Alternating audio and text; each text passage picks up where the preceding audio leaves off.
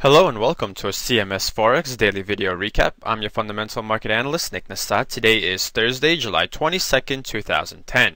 Let's start by taking a look at the euro-dollar pair, where we saw the euro gaining sharply against the greenback after better than expected eurozone and US economic data boosted investor sentiment toward riskier assets. While the euro benefited from the sense of risk appetite on better data, investors' still eyes will be on Friday's release of the results of the stress tests of European banks.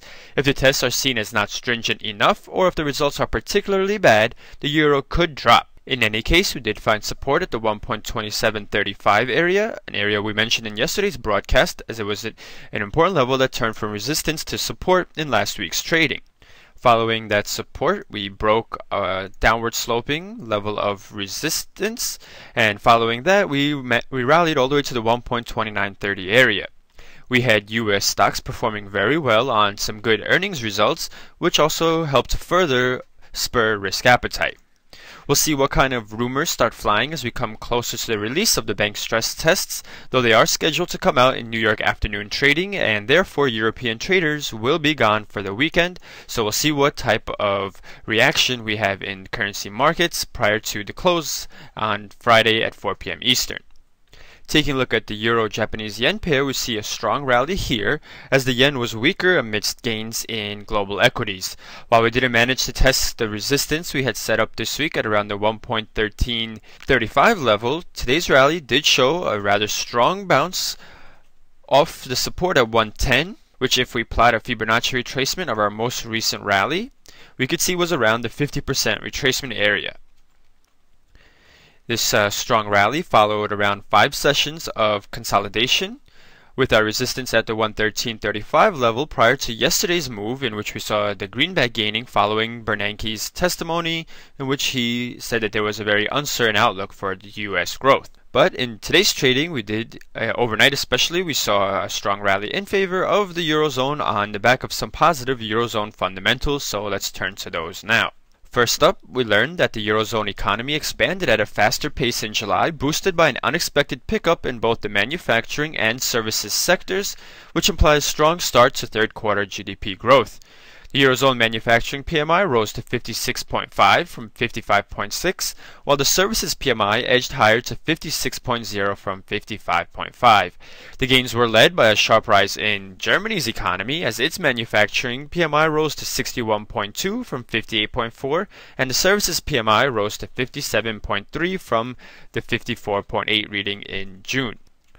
In addition, Eurozone industrial new orders for the month of May soared by 3.8% on the month, much higher than the flat reading expected by economists, which also helped to boost prospects for growth in the Eurozone.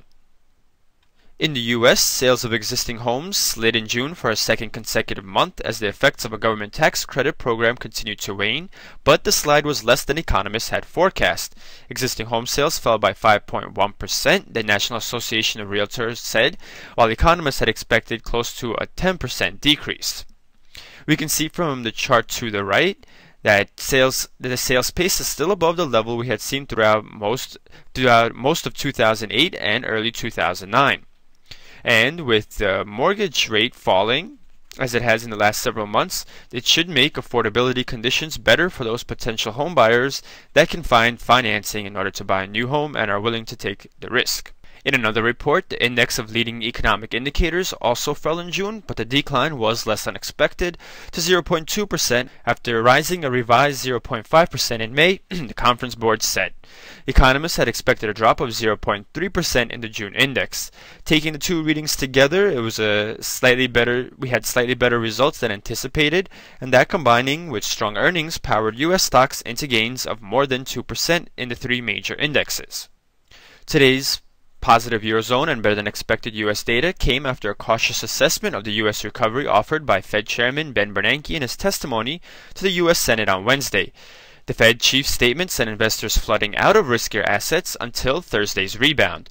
While yesterday the focus was on the outlook for the economy, today the message that the Fed is very far from being able to consider tightening continues to come through very clearly. Therefore, ultra-loose monetary policy and the low interest rates that come with it can weigh on the dollar as investors use cheap greenbacks to finance bets on riskier assets.